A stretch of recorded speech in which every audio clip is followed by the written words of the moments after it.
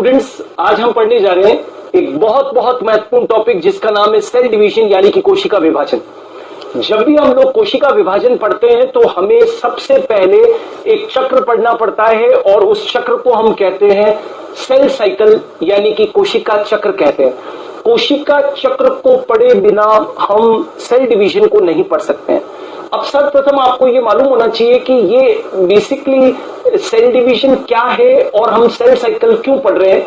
तो आपको ये मालूम होना चाहिए कि कोई भी जीव हो, दुनिया का कोई भी जीव हो, छोटे से छोटा जीव, बड़े से बड़ा जीव, सभी जीव अपने जीवन की जो शुरुआत है वो किससे करते हैं? एकल कोशिका से करते हैं। अब चाहे मानव है, मानवों के अंदर अरबों कोशिकाएं होती है, लेकिन फिर भी किसी भी जीव की यानी कि मानव की भी शुरुआत जो है वो किससे हो सकती है? एकल कोशिका से ही होती है। एक कोशिका डिवाइड करती है और तब कहीं जाकर और मल्टीसेलुलर ऑर्गेनिजम्स यानी कि बहुकोशिकीय जीवों का क्या होता है? निर्माण होता है।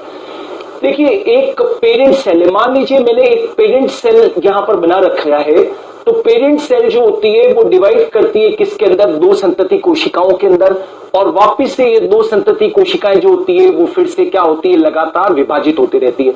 मतलब हर बार एक पेरेंट सेल जो है वो दो संतति कोशिकाओं के अंदर क्या हो जाती है? विभक्त हो जाती है। एक कोशिका का या किसी भी एक जीव का एक महत्वपूर्ण गुणधर्म है कि उसके अंदर दो प्रोसेस चलते हैं।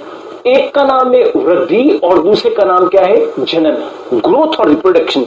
ये किसी भी जीव की या उसकी कोशिका के मुख्य गुणधर्म है कि उसके अंदर ग्रोथ और क्या होता है? रिप्रोडक्शन यानी कि वृद्धि और क्या होती है? जनन होता है। अब कोशिका विभाजन जब होता है, जब कोई कोशिका विभाजित होती है तो उसके अंदर दो महत्वपूर्ण घटनाएं होती है। एक तो होती है डीएनए रेप्लिकेशन की प्रक्रिया, जिसको कि हम हिंदी के अंदर कहते हैं डीएनए प्रतिकृतियन, और दूसरा जो होता है वो क्या होता है? सेल ग्रोथ यानी कि कोशिका की वृद्धि। राइट? कोशिका विभाजन के दौरान दो महत्वपूर्ण घटनाएं होती है। आप अभी जब पूरा कोशिका चक्र पढ़ेंगे तो उसमें भी आपको इन दो चीजों के ऊपर कंसंट्रेट करना है कि कोई भी सेल विभाजित हो रही है तो उसके अंदर एक तो डीएनए का प्रतिकृतियन हो रहा है यानी कि डीएनए का रेप्लिकेशन या डुप्लीकेशन हो रहा है, और दूसरा जो हो रहा है वो क्या हो रही है? सेल की ग्रोथ हो रही है, सेल ग्रोथ हो रही है, सेल का विकास हो रहा है या कोशिका की क्या हो रही है? वृद्धि हो रही है। अब चूंकि हमारा आज का जो टॉपिक है वो है that is what is cell cycle यानी कि कोशिका चक्र क्या है। तो आपके सामने मैंने एक कोशिका चक्र बना रखा है और इस कोशिका चक्र के अंदर आपको ये बता रखा है कि किस प्रकार से एक कोशिका से दो कोशिकाओं का क्या होता है? निर्माण होता है। किस प्रकार से एक कोशिका से दो कोशिकाओं का क्या होता है? निर्माण होता है। तो ये एक कोशिका चक्र बना रखा है मैंने, इसको हम पढ़ेंगे यहां पर। अब कोशिका चक्र है क्या? तो किसी कोशिका के निर्माण से लेकर उसके पुनः विभाजन द्वारा संतति कोशिका बनने तक होने वाली जो समस्त घटनाएं या प्रक्रियाएं जो होती है उसको हम क्या कह देते हैं? कोशिका चक्र कह देते हैं। कोशिका चक्र क्या है? किसी कोशिका के निर्माण से लेकर उसके पुनः विभाजन द्वारा संतति कोशिका बनने तक की सारी जो प्रक्रियाएं होती है वो सब किसके अंतर्गत पड़ी जाती है? कोशिका चक्र के अंतर्गत पड़ी जाती है। आप यूं भी कह सकते हैं कि कोशिका चक्र में क्या क्या होता है।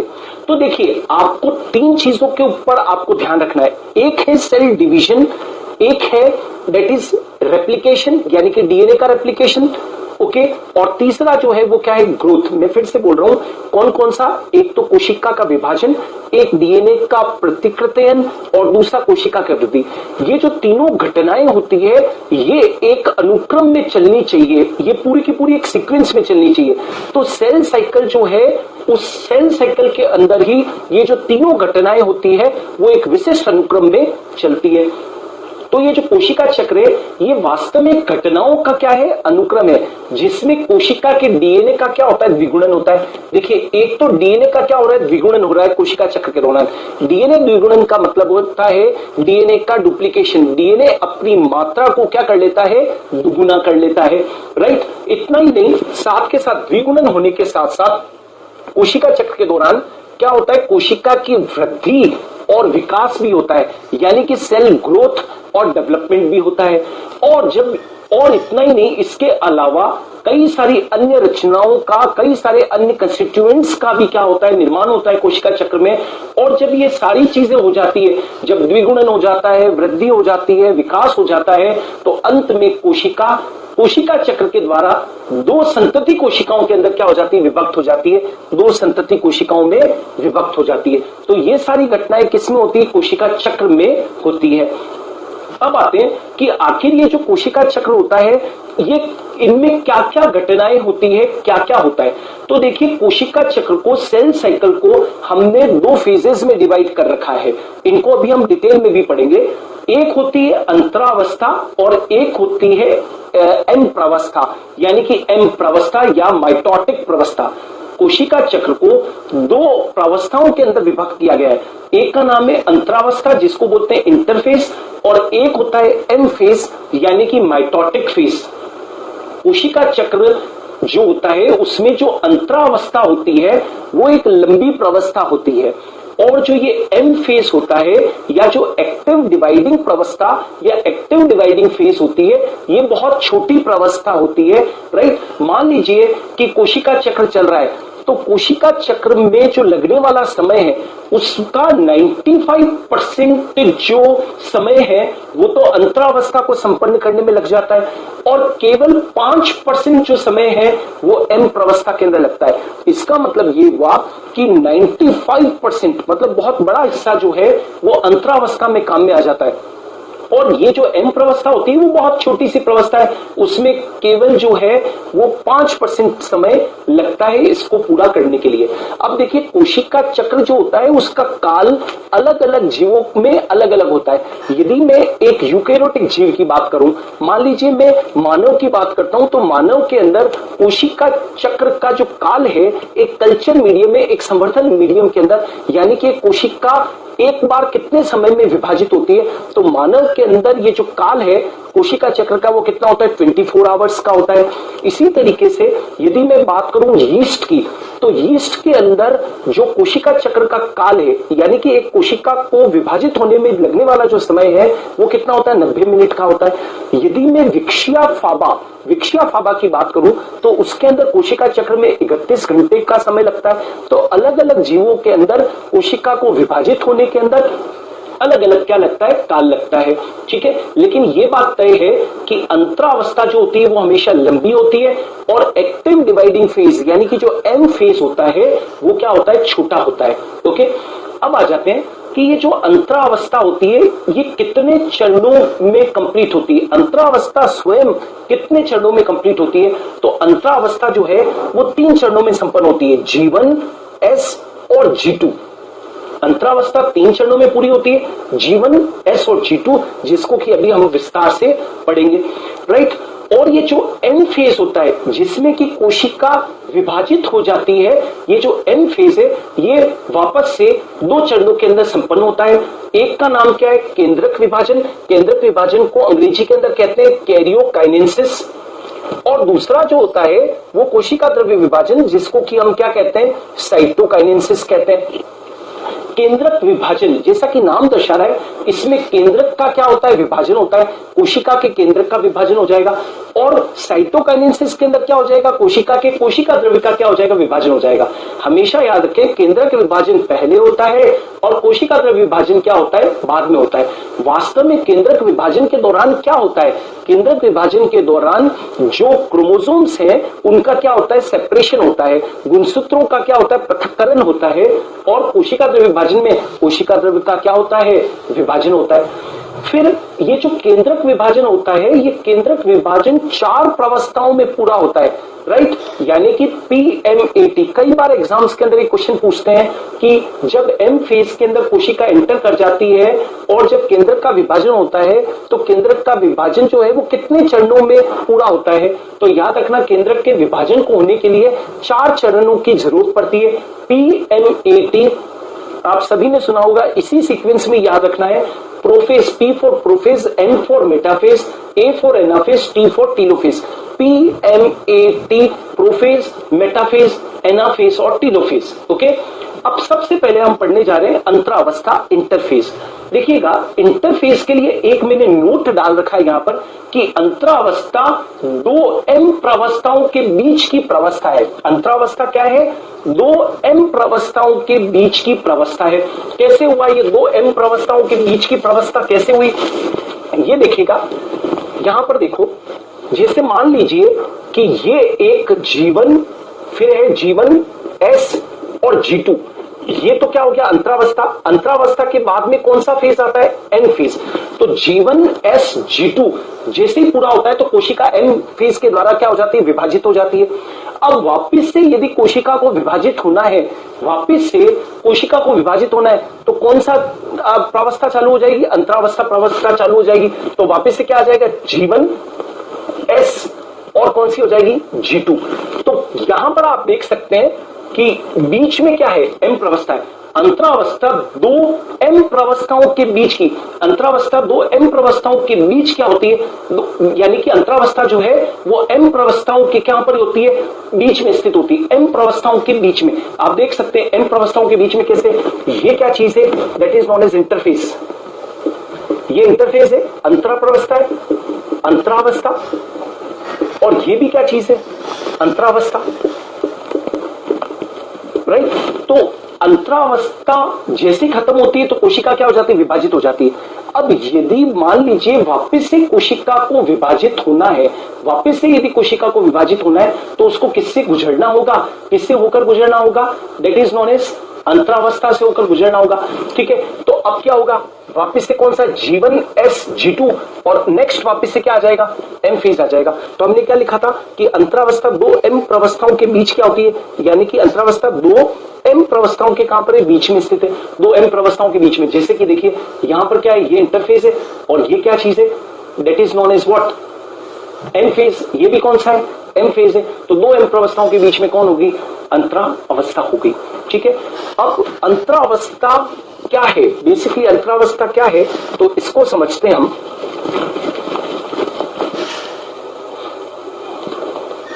यस, देखिएगा, अंतरावस्था ये क्या है? लॉन्गेस्ट फेज है, लॉन्गेस्ट प्रावस्था है। किसकी? सेल साइकिल की। ये सेल साइकिल की लॉन्गेस्ट प्रावस्था है। अंतरावस्था जो होती है वो सेल साइकिल की क्या है? सबसे लंबी प्रावस्था है, राइट।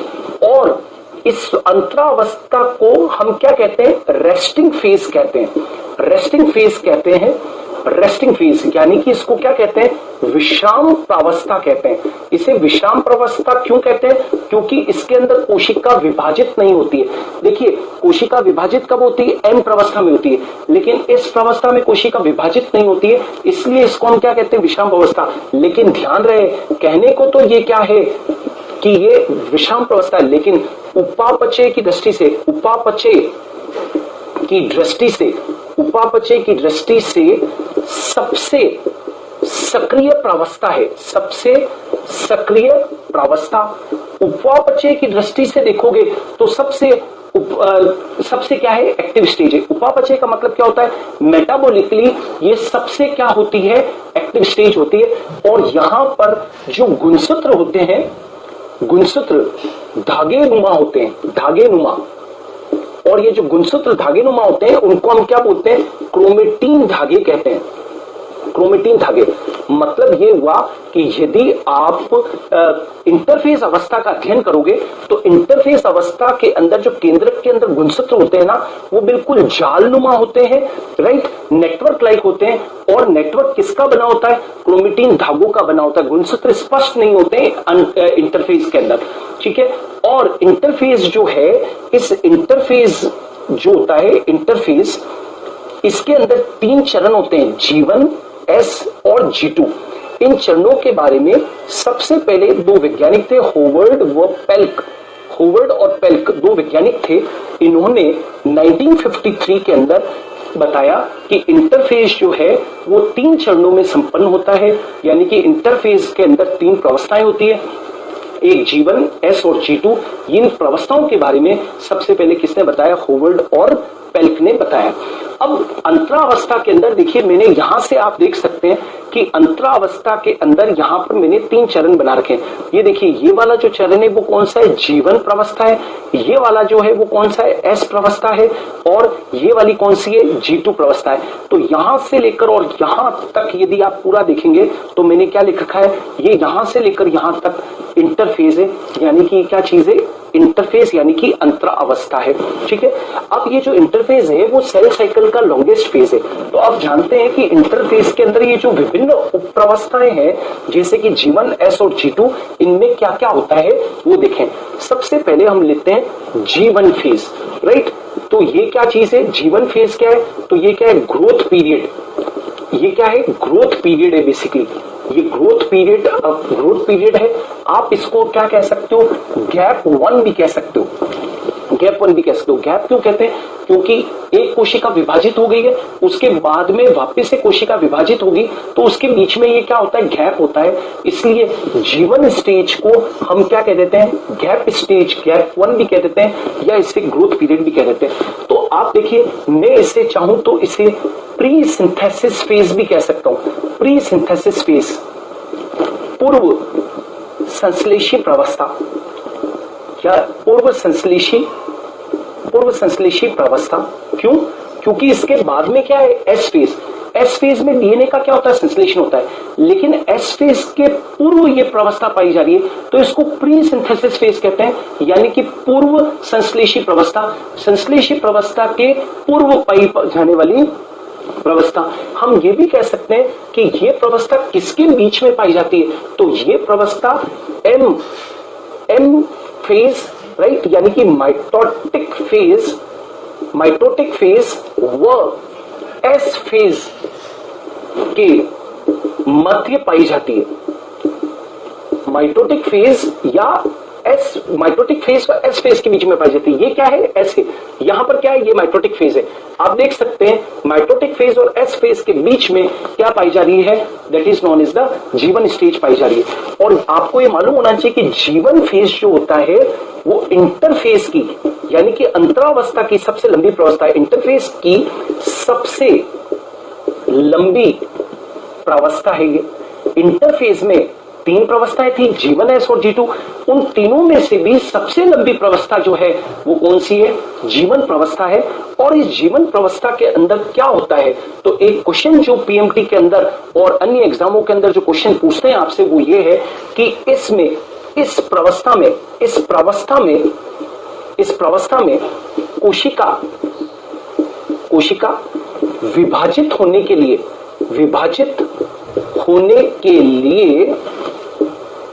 निर्णय लेती है। Cell takes decision to divide in this stage. इस प्रवस्था में कोशिका विभाजित होने के लिए क्या होती है, निर्णय लेती है। और साथ के साथ इस प्रवस्था में वृद्धि और क्या होता है, विकास होता है।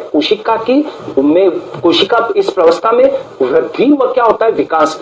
कोशिका वृद्धि व क्या करती है, विकास करती है। इस प्रवस्था में वृद्धि व विकास होता है।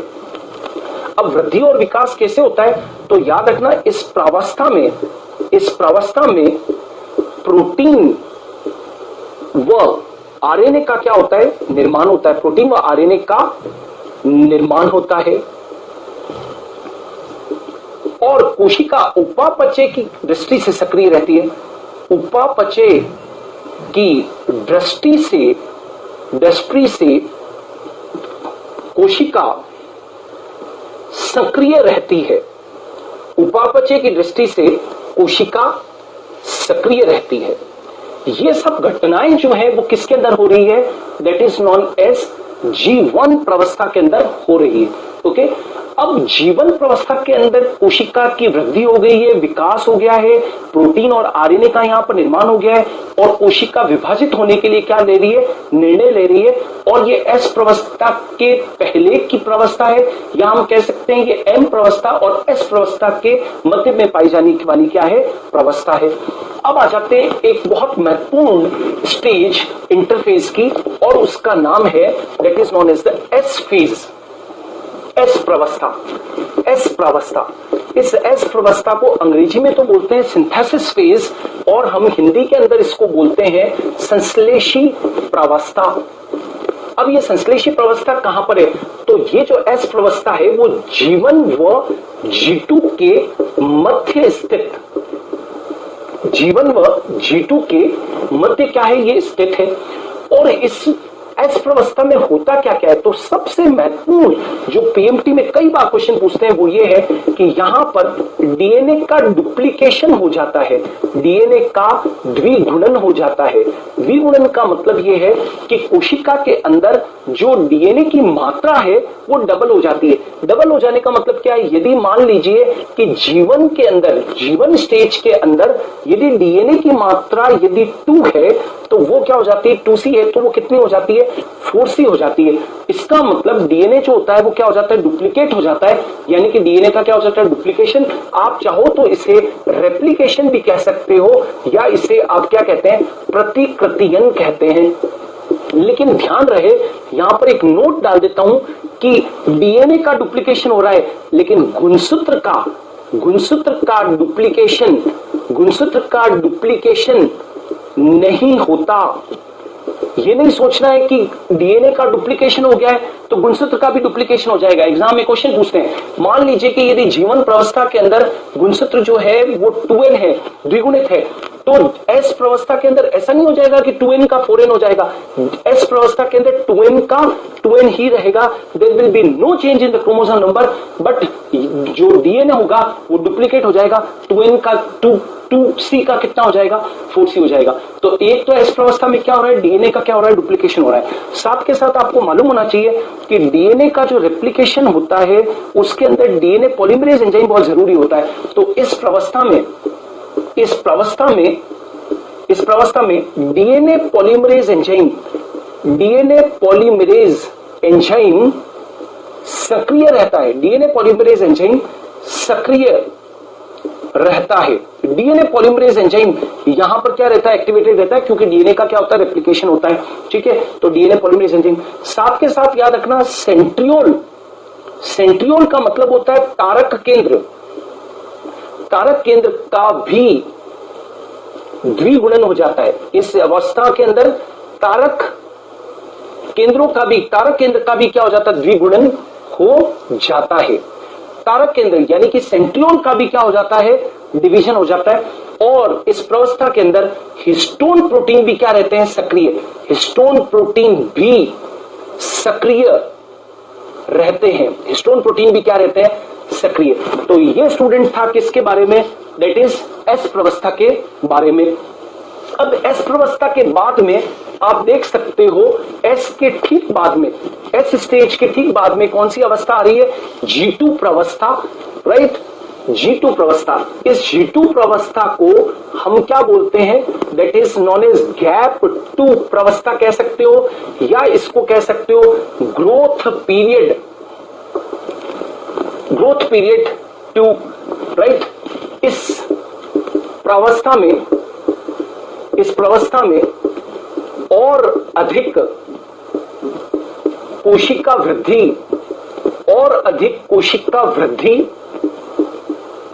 व विकास होता है, और अधिक कोशिका वृद्धि व विकास होता है। न्यू प्रोटीन व आरएनए, नए प्रोटीन व आरएनए का निर्माण होता है, राइट। तर्कु मतलब कि स्पिंडल फाइबर, तर्कु तंतु के निर्माण के लिए आवश्यक प्रोटीन का संश्लेषण होता है, और साथ के साथ कुछ सेल ऑर्गेनेल्स जैसे कि माइटोकॉन्ड्रिया व क्लोरोप्लास्ट यानी कि हरित लवक आदि का भी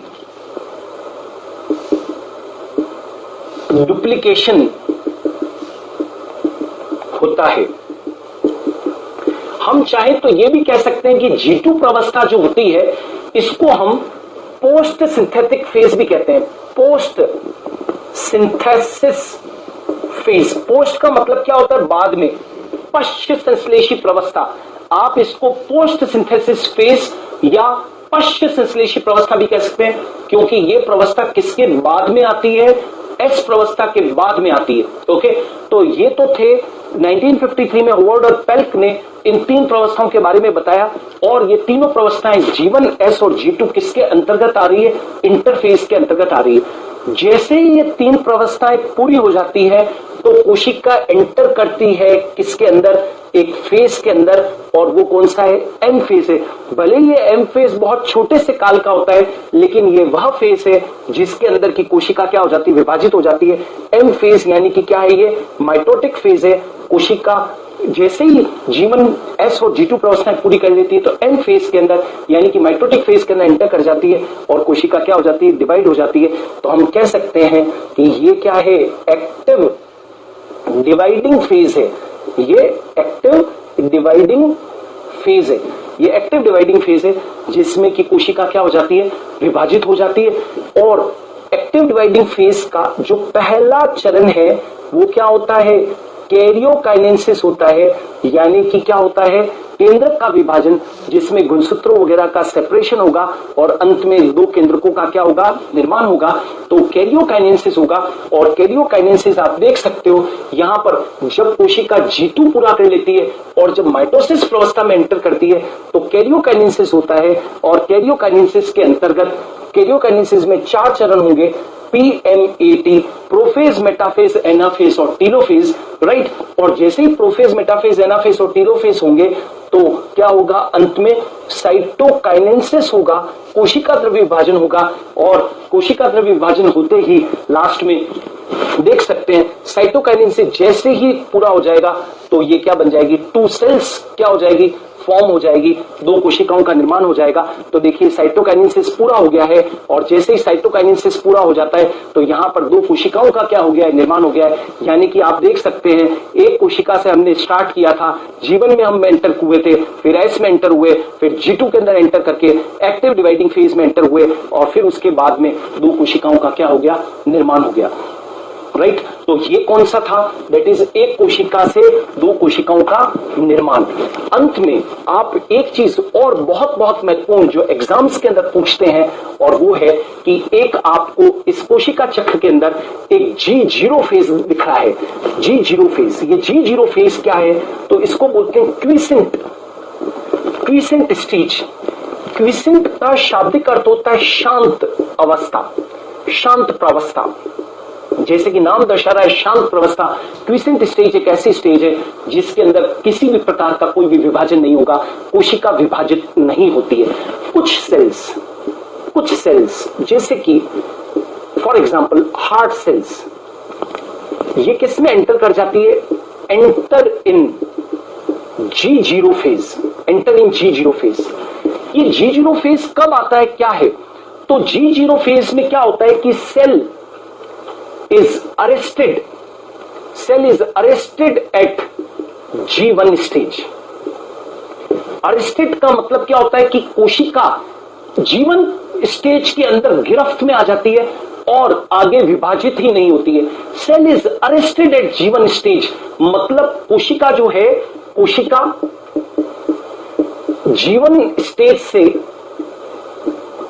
बाहर आ जाती है, बाहर आ जाती है। कोशिका G1 स्टेज से कहां पर आ जाती है, बाहर आ जाती है, G1 स्टेज से बाहर आ जाती है। It is arrested at G1 stage, मतलब कोशिका यदि G1 स्टेज में ही अरेस्ट हो गई, राइट, तो S प्रवस्था कभी आएगी नहीं, S नहीं आएगी तो G2 भी नहीं आएगा, और G2 नहीं आया तो कोशिका डेफिनेटली विभाजित हो ही नहीं सकती है। तो कुछ बॉडी सेल्स होती है जैसे हार्ट सेल, वो किस में एंटर कर जाती है, G0 स्टेज में एंटर कर जाती है। और G0 स्टेज का मतलब क्या हुआ, सेल जो होती है वो G1 स्टेज के अंदर ही क्या हो जाती है, अरेस्ट हो जाती है। कोशिका G1 स्टेज से कहां पर आ जाती है, बाहर आ जाती है, और वो विभाजित नहीं हो पाती है। हालांकि याद रखना कि ये जो G0 फेज की जो सेल है वो मेटाबॉलिकली तो क्या रहती है, एक्टिव रहती है। उपापचय की दृष्टि से तो क्या रहती है, एक्टिव रहती है। बट डू नॉट डिवाइड, लेकिन ये क्या नहीं कर पाती है, डिवाइड नहीं करती है, और ये क्या रहती है, विश्राम अवस्था में ही पड़ी रहती है, राइट। और ये तब तक विश्राम में अवस्था में रहती है जब तक कि इन्हें फिर से विभाजित होने के लिए कहा न जाए। ये जो G0 फेज वाली, जो G0 फेज में जो सेल एंटर कर जाती है, वो सेल डिवाइड तो कर सकती है, लेकिन उनको सिग्नल मिलेगा बाहर से, एक्सटर्नल सिग्नल, बाहरी सिग्नल मिलने पर ही क्या करेगी, डिवाइड करेगी। और याद रखें, ये सेल जो होती है, इनका सबसे महत्वपूर्ण जो चीज है, ये क्या करती है कि बॉडी के अंदर जो इंजर्ड सेल्स है, डेड सेल्स है, उनको रिप्लेस करने का जो काम है, वो ये काम करती है। ओके।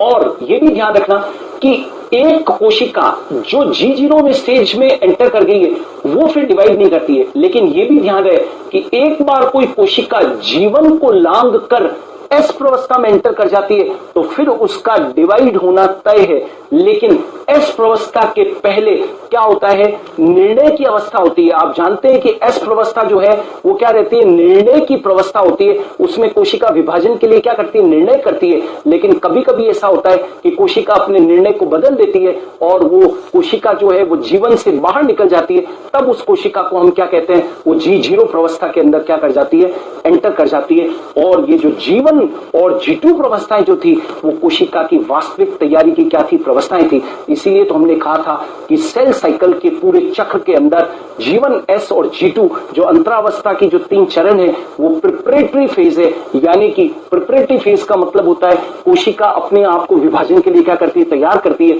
और जैसे ही विभाजन, जैसे ही तैयारी हो जाती है, तो कोशिका अपने आप को क्या कर देती है, विभाजित करती है।